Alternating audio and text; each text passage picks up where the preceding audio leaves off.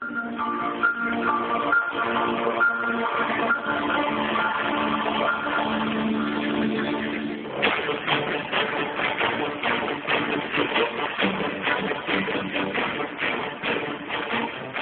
1998, a Kodak tinha 170 mil funcionários e vendeu 85% de todo o papel fotográfico vendido no mundo. No curso de poucos anos, o modelo de negócio dela desapareceu e eles abriram falência. O que aconteceu com a Kodak vai acontecer com um monte de indústria nos próximos 10 anos. Você poderia imaginar em 1998 que 3 anos mais tarde você nunca mais iria registrar fotos de filme de papel? No entanto, as câmeras digitais foram inventadas em 1975. Assim como acontece com todas as tecnologias exponenciais, elas foram decepcionantes durante um longo tempo, até se tornarem imensamente superiores e dominantes em poucos anos. O mesmo acontecerá com a inteligência artificial, saúde, veículos autônomos e elétricos, com a educação, impressão em 3D, agricultura e empregos.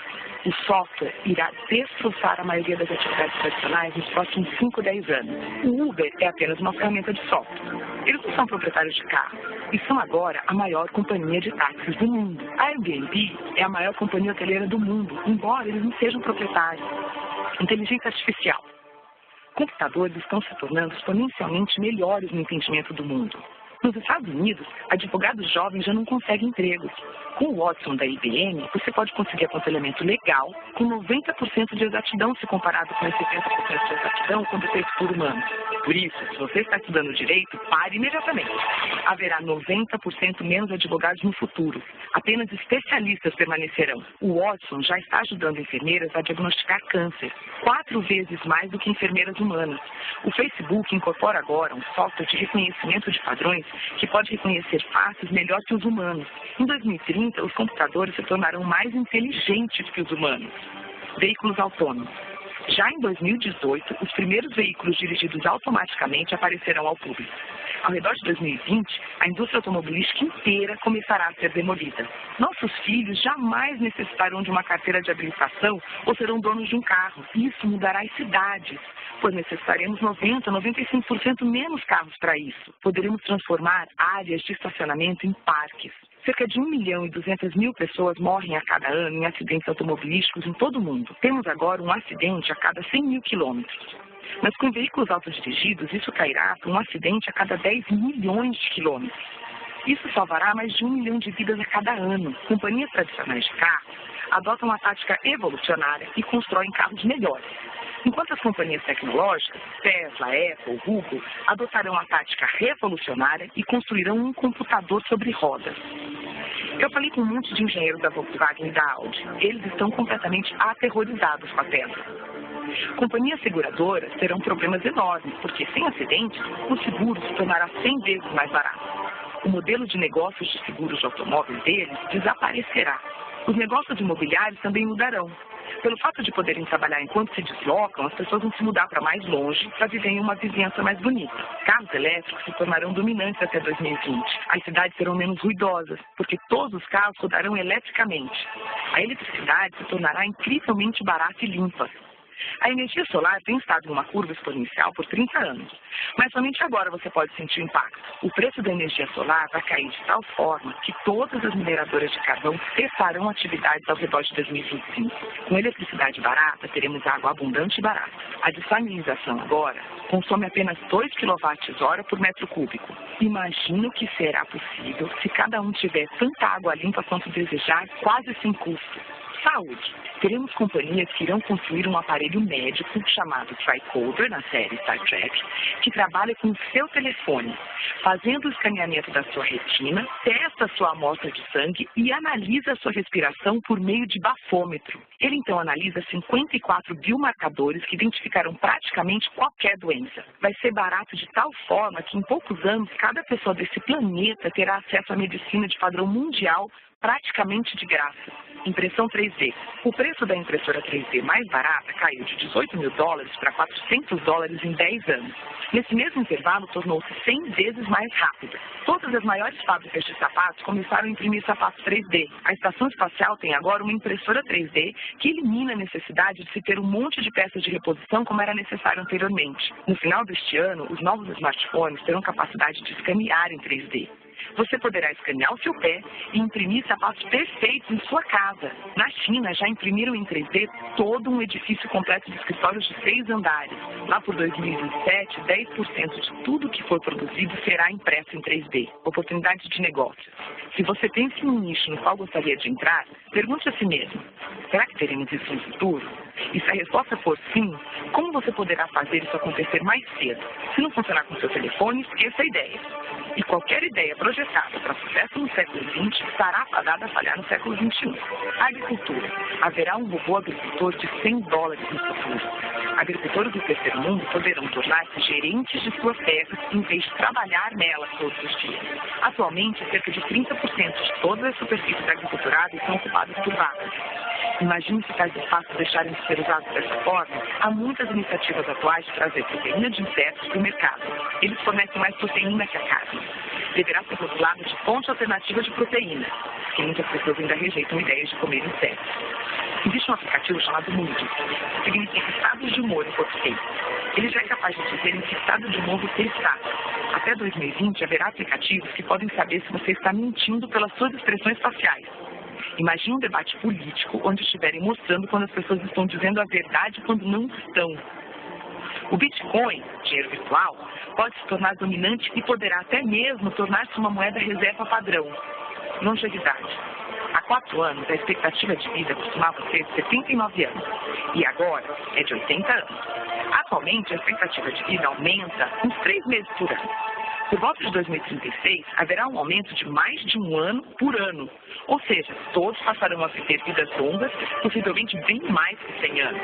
Educação. Os smartphones mais baratos já estão custando $10 na África e na Ásia. Até 2020, 60% de todos os humanos terão um smartphone. Isso significa que cada um tem o mesmo acesso à educação de classe mundial.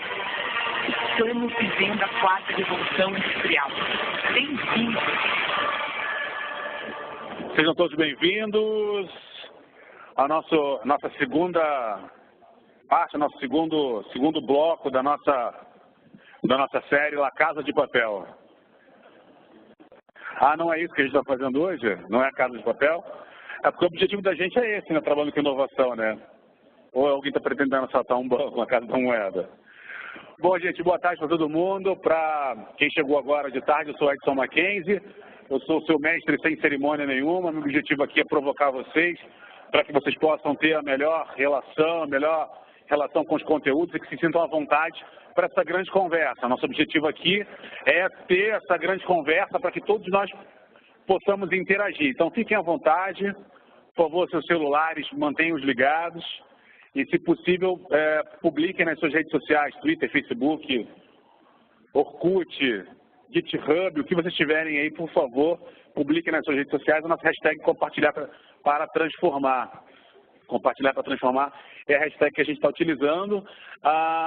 Segundo últimas informações, nós estamos 350 pessoas online ali, simultaneamente em média. Isso é um número bastante expressivo para um evento de um tema tão específico. Então, isso é muito legal. Eu queria pedir a vocês aqui uma salva de palmas para as pessoas que estão online com a gente nesse momento. Obrigado! Como diria o Fábio Júnior, obrigado! Bom, a nossa tarde está cheia de conteúdos, assim, e como eu contei para alguns de vocês, principalmente para as pessoas que estão online, infelizmente, no Marcos Diniz, o secretário do Ministério de Desenvolvimento, teve um problema pessoal, não pôde estar com a gente agora nessa tarde, e nós temos que fazer uma pequena alteração na nossa programação. Tenho certeza que todos vocês vão se sentir muito confortáveis e gostar também muito da nossa próxima apresentação. Ele que tem feito esse trabalho de relação do ecossistema com grandes indústrias através de uma grande consultoria. Peço a todos vocês uma salva de palmas para o nosso próximo convidado, Paulo Costa.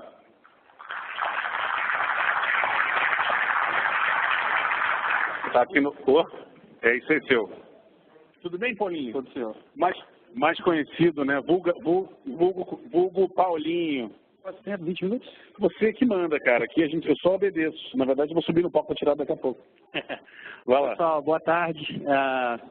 Primeiro, obrigado, Hélio Vale, aí, pelo nos recepcionar, Luciana, Mac e Alexandre Mosquito, pelo evento. muito legal ver como que esse grupo está fazendo a gente amadurecer o mercado de uma maneira mais rápida, né? Eu tenho 20 minutos aqui, meu principal desafio é estar dentro do tempo, porque eu sou completamente apaixonado por esse assunto. É um assunto muito intrigante nesse momento, né? As grandes empresas querendo ser startups e as startups querendo ser grande empresa, né? E aí tem os times como os nossos aí de inovação aberta no meio dessa bagunça, sem saber muito o que fazer, como responder aos nossos acionistas, como responder aos nossos funcionários. A gente está no meio desse processo.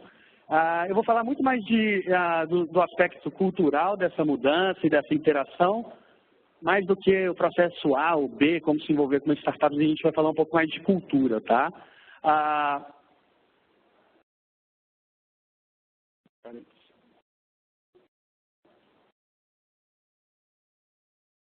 Antes até da gente fazer um rápido envolvimento aí com a Open Innovation e Closed Innovation, né? Closed Innovation é aquele processo que a gente já conhece, sendo bem mineiro falando aqui, fecha a porta, vamos falar baixinho aqui dentro de casa para ninguém ouvir, para os nossos competidores não ouvirem, né? Melhores talentos dentro de casa, melhores ideias para chegar primeiro no mercado.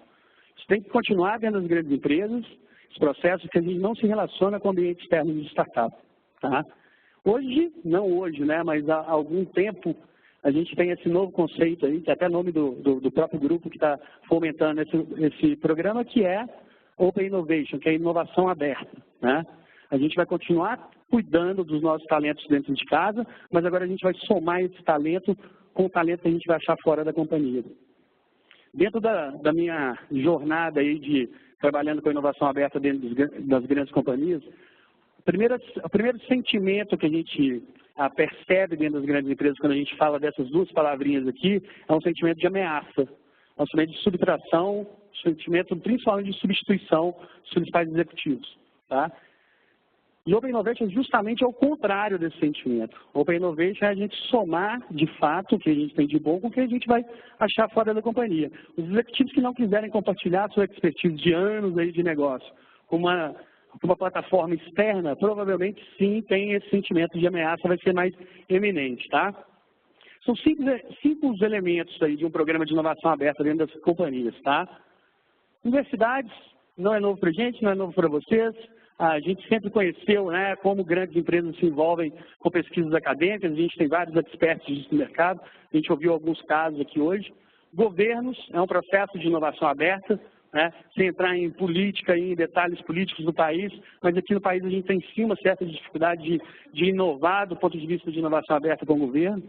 A própria Accenture, a gente tem um programa desde 2010 com a Prefeitura de Nova York, replicado em Londres em 2012 e em Hong Kong em 2014, e não muda nada no programa se mudar os governos. O programa vem sendo cada vez mais eficiente dentro da companhia. Indústrias complementares, né? Recentemente a gente viu um caso de um banco se juntando com uma montadora para criar algo novo no mercado. Isso é um processo de inovação aberta. Clientes, também é um processo de inovação aberta. Vou colocar todos nós aqui na mesma geração aqui, a gente é da geração da caixinha de acrílico na porta das lojas, né? Para você dar a sua ideia lá. Isso era um processo de inovação aberta, só que não tinha processo por trás daquilo, né? Era um buraco sem fundo aquelas caixinhas de acrílico. O papel caía, ninguém nunca mais via aquilo, né? Hoje a gente tem sistemas, tem plataformas que conseguem nos organizar para pegar as ideias dos nossos clientes e levá-las para o mercado, né? Falei de 5 elementos lá no começo, a gente citou 4 aqui, né? E tem o 5º elemento, né? Nos colocando de novo na mesma geração aí, quem lembra do 5º elemento aqui, né, que a gente pode considerar que são as startups dentro do processo de inovação aberta, o 5º elemento trazia o amor para salvar a humanidade, né? Tinha o ar, o fogo, a terra, tinha vários pontos lá e o 5º elemento era o amor. E é assim que a gente está tratando as startups nesse momento, né? Muito romance, tudo é legal, a gente tem uma série de debates aqui hoje falando que é cool, que é muito bom, que todo mundo quer fazer, mas eu estou trazendo esse recado aqui do amor justamente para a gente tirar isso dos nossos times, principalmente, de inovação. Tratar isso com a seriedade que precisa, com a senioridade que é necessário. Quando a gente fala de startups, a gente está falando dos sonhos das pessoas, então não dá para a gente colocar muita gente muito júnior que ainda não entende os desafios do negócio. Então, eu estou tentando tirar o amor daqui, por isso que eu trouxe o amor como recado, para a gente falar um pouco ao contrário disso, né? Lá em 2009, esse cara aqui falou isso, né? There is an app for that. 2009. Tinha um aplicativo para fazer tudo que a gente queria em 2009? Não, né? Não, mentiroso, cara. Visionário, claro, mas a gente não tinha isso tudo, né? Hoje, se a gente pegar, são investimentos realizados em tecnologias emergentes. Eu não estou falando nos últimos 20 anos, eu não estou falando nas últimas décadas, eu estou falando em 2016. A gente olhar ali país ali, vamos olhar como oportunidade, não como a gente está perdido, né?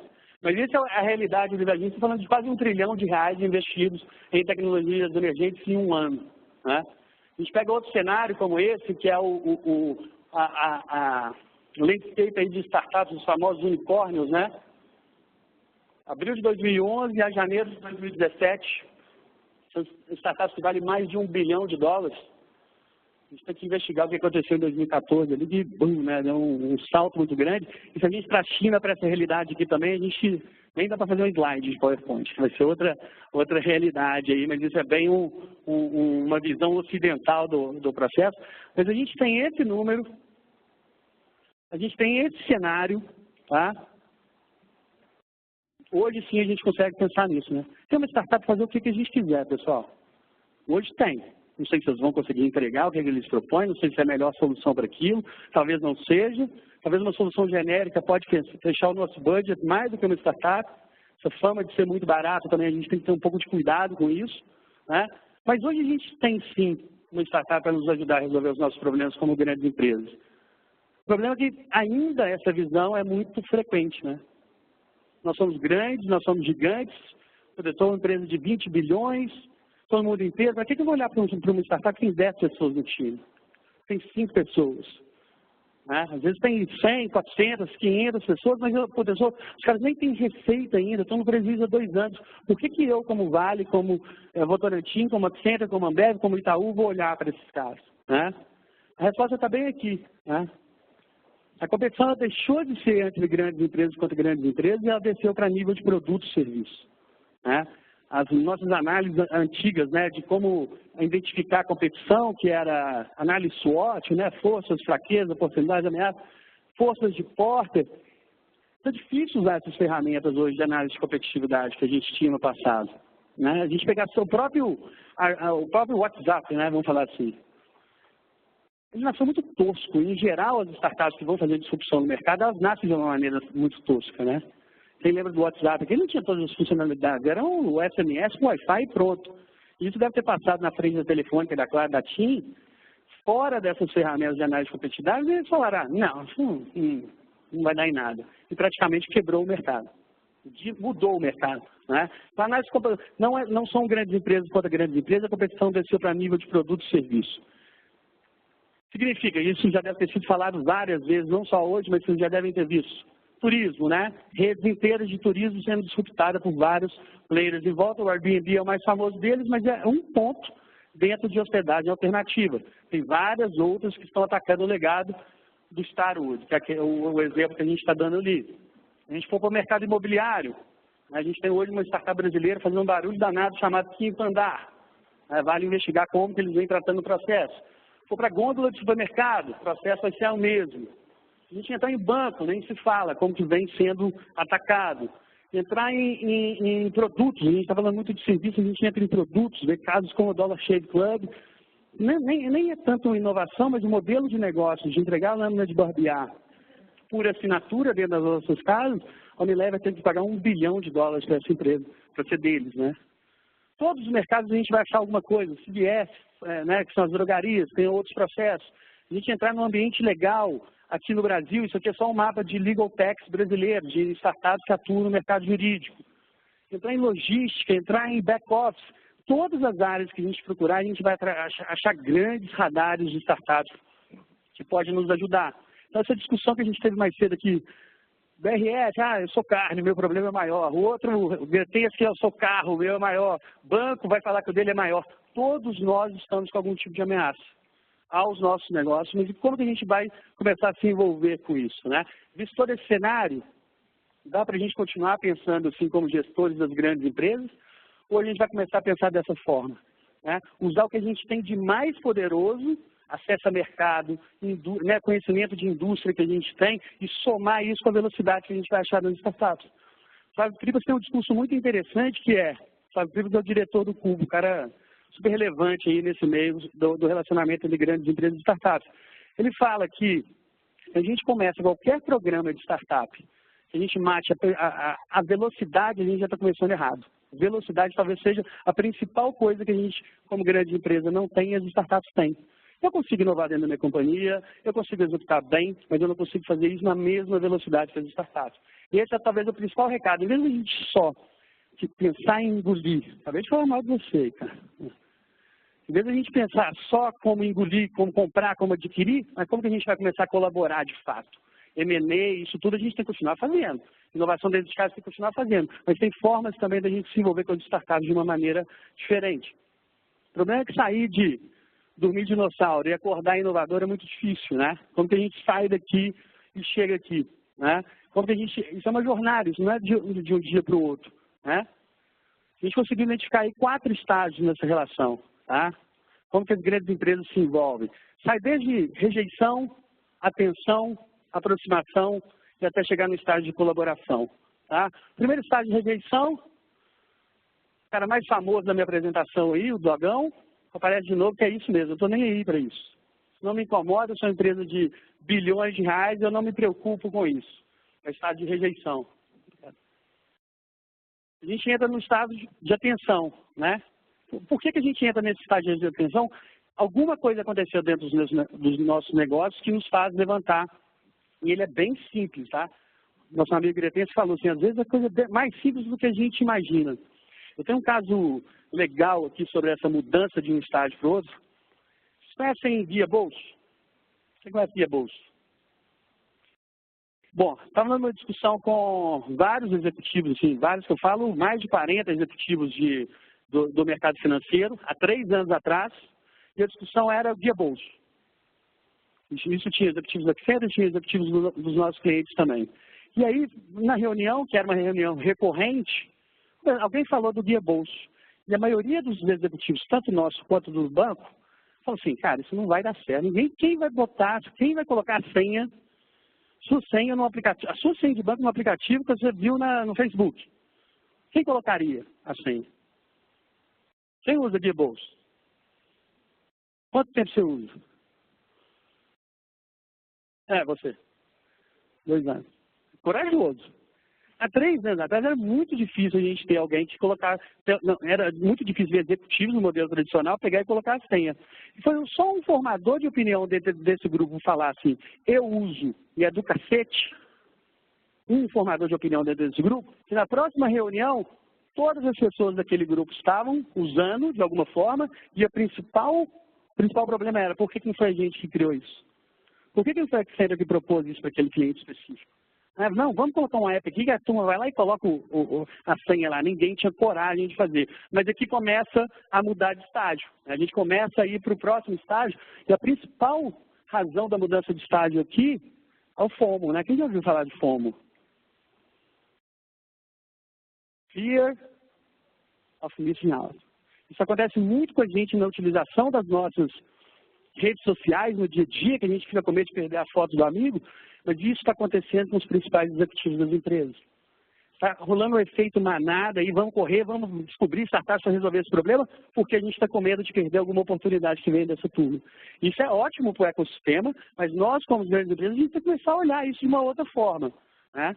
Esse medo é importante, vai fazer a gente mudar, mas ele não tem que ser viciado como a gente é nas redes sociais. Ele tem que ser feito com um pouco mais de análise. Mas isso é um sintoma que nos faz mudar para o próximo estágio, que é o de aproximação. E esse estágio de aproximação, ele é simbolizado muito pelo que está acontecendo aqui hoje, né?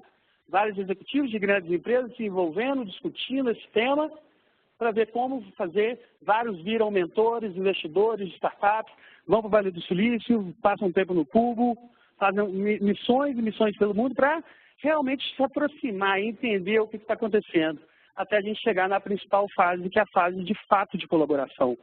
São os programas de inovação que a gente conhece. O AIRA, né? O Yuri era... somos contemporâneos de AIRA, 21212, quem estava aqui 21212? Eu fui o primeiro empreendedor lá, viu, cara? Esses são os estágios de colaboração de grandes empresas, né? Quando a gente cria os programas, o Cubo para o Itaú, né? O desafio da Votorantim Cimentos dentro da Hunter Open Startup, ou dos programas com a BDI, esses são os estágios de colaboração. Quando institucionalmente a gente fala para o mercado, olha, eu sou uma grande empresa e eu colaboro com o ecossistema de startups. O problema aqui é que institucionalmente a gente fala isso para o mercado. Olha, eu tenho um programa hoje que investe em 10, em 20, em 50, eu gasto 50 milhões de dólares investindo em startups, mas quando a gente olha para dentro de casa, a gente vê esses 4 estágios novamente. Institucionalmente para o mercado, a gente está colaborando, e aí tem todas as nossas estratégias de marketing, de recursos humanos para atrair melhores talentos, mas a gente olha para dentro de casa e a gente acha os 4 estágios de novo. O time lá, como você se de venda e sai igual cachorro doido para o mercado, já está na colaboração, mas ele vai ver uma TI mais desafiante, um processo mais delicado, talvez com billing envolvido, vocês vão falar, cara, aqui não, isso é para lá. Isso é super natural da gente viver isso. Isso não é privilégio da empresa A, B, C, D. Todas as grandes empresas, quando a gente olha para dentro de casa, a gente vai achar esses 4 estágios. E aí não adianta a gente impor as coisas. Tem que trabalhar com startup, tem que fazer isso. A gente precisa acompanhar os desafios dessa jornada. Primeiro deles, mindset, cultura mesmo. Trabalhar treinamento. Talvez 70% do meu tempo dedicado no Accenture é para dentro de casa. 70% do meu tempo, como gerente sênior da empresa, eu estou focado na empresa e não em vender para cliente. Eu tenho metas fortes de venda. Eu estou focado mais na transformação cultural da empresa, que ela vai gerar negócios talvez mais rápido. Cultura, governança. Vou mudando de estágio, vamos chegando no estágio de aproximação. Quem vai fazer? Como vai fazer? Quanto? Qual é o time? A gente contrata a pessoa júnior, contrata a pessoa de mercado? Como que a gente vai fazer isso? Até a gente chegar nos incentivos. Acabou de me perguntar aqui da Oi, quais são as métricas dos nossos times de inovação aberta? É quantidade de projetos, é dinheiro em caixa, é atração de talentos, é competição estratégica? Isso vai começar a aparecer só no Collaboration. Não adianta, quando está na transformação cultural, que as empresas estão entendendo o que é isso, a gente já começar a colocar as metas mais específicas que a gente tem. Então, esses são os 4 estágios que a gente conseguiu identificar quando a empresa tem uma jornada institucional para o mercado e também quando a gente tem que olhar para dentro de casa. Talvez vai ter times que a gente já vai trabalhar metas e vai ter time que a gente vai trabalhar cultura. A gente não pode colocar a organização inteira dentro de um balaio só. A gente tem que entender qual é a maturidade daquele time, daquela área, com essa relação e trabalhar esses 3 pontos. Senão a gente vai ficar dando murro em ponto de faca durante muito tempo e as coisas vão fechar. A porta fecha, é o escritório mais cool, é o mais legal, mas é o primeiro a fechar. É o primeiro a virar área de descanso, aqueles puffs lá, né? Área do lanchinho e tal. Essa estrutura de colaboração dentro do Accenture a gente vê dessa forma, tá? É um paper que depois vocês podem digitar aquele título no Google e Accenture, depois vocês vão ver. Esse paper é super simples. Mas se minha mãe me perguntar, meu filho, o que você faz? Eu mostro esse slide aqui. Como um bom consultor, eu mostro um PPT para ela, explicando o que é o meu dia a dia. Eu tenho um processo de descoberta das startups. Para isso, eu não vou para o mercadão aberto e falo, opa, sou eu Accenture, você é uma startup, venha falar comigo. A gente tem uma rede ali que a gente constrói de fundos de investimento, de aceleradoras, que vão nos recomendando essas startups. Luciana, por exemplo, se liga, Paulo, conversa com essa startup, eu só vou mandar meu horário, eu não vou entrar no site, ela já sabe o que eu penso, eu já sei o que ela pensa, que é essa rede que a gente vai construindo. E desse lado aqui é totalmente Give First Mentality, que a gente chama. Palavra bonita da moda, mas as grandes empresas precisam entender ela de fato. Como que a gente dedica tempo ao ecossistema de startups. Como que a gente fica 3 dias num evento, tendo a Hunter Open Startup, a gente fica 2 dias inteiros, 24 horas, tendo de meia em meia hora um startup querendo falar com a gente tem que estar lá ouvindo, porque só com isso a gente vai descobrir as melhores startups do mercado. E aí, em um ano, no último ano da Accenture, a gente conseguiu 381 novas startups, a gente está falando de uma startup e meia por dia que senta na minha mesa lá no Cubo. O escritório é no Cubo para fazer essa descoberta melhor. Descobrir, a gente começa a passar para a fase de desenvolvimento de oportunidades, que aí sim, ver se tem grana na mesa mesmo, ver se é a melhor solução para aquele problema ou não. até chegar nos nossos clientes que estão nesse lado, e aqui aparece a nossa fortaleza, né? A gente não se posiciona como a melhor empresa que descobre as melhores startups, que acho que isso também não diferencia ninguém no mercado. Hoje a gente tem vários acessos, só no nosso grupo aqui do WhatsApp que organiza esse evento, todo dia uma grande empresa pedindo a indicação de startup para isso ou para aquilo. Então o desafio nosso como grande empresa hoje não é descoberta, é sim no deployment. Como que a gente vai transformar isso em valor para os nossos acionistas? A gente vive para isso, não é? As grandes empresas são montadas para levar valor para os acionistas. Como que a gente vai entregar isso estruturando programas de inovação aberta? Essa é uma máquina que roda já praticamente automática e hoje, em no último ano, foram 50 contratos assinados com startups e a gente tem o caminho ao contrário. Desde a gente desenvolver oportunidades, a gente parte de um problema já identificado. Hoje a gente tem processos com os nossos clientes que a gente tem problemas para resolver e uma vez por mês o time daquele cliente senta com o nosso time de inovação aberta e ouve todas as startups que a gente listou durante um mês para ajudar a resolver aquele problema. A gente chama de Accenture Fast Track. A gente tem ganhos de solução de negócios, a gente tem ganho de treinamento, que mesmo que a gente não ache soluções para os nossos problemas dentro desses processos, a gente vai achar inspiração para outros projetos, né, e os nossos funcionários começam a criar uma rede, um network que ele não fica pesado só em cima das pessoas de inovação aberta. Ele começa, a organização como um todo começa a ter fluência no assunto. Então, resumindo, isso aqui que não vai perguntar que eu faço, eu mostro isso aqui para ela tenta entender, tá bom? Eu acho que um recado mais importante que eu queria trazer aqui não é nem o método A ou B. Isso aqui eu peguei do livro Garra, dessa autora aí, que fala muito da gente enfrentar o nosso dia a dia com muito esforço e dedicação, e eu acho que os times de inovação aberta, eles têm que ter muito isso dentro dele, né? Entusiasmo. Pessoal, quando a gente abriu o nosso escritório no Cubo há praticamente 3 anos, né? 2 anos e meio, para ser mais exato, tinha uma fila de gente querendo trabalhar comigo.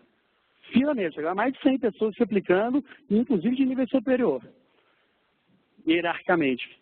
E em 6 meses, quando viram que o processo precisa de dedicação, que é um problema que a gente tem que analisar os ganhos daquilo mesmo, a fila começou, virou fumaça os 100, viraram 15 e hoje a gente, com essa tenacidade, já está chegando a 40 pessoas que são os interlocutores dentro da companhia. Então, o principal recado, a gente precisa ser resiliente quando a gente está falando de inovação aberta.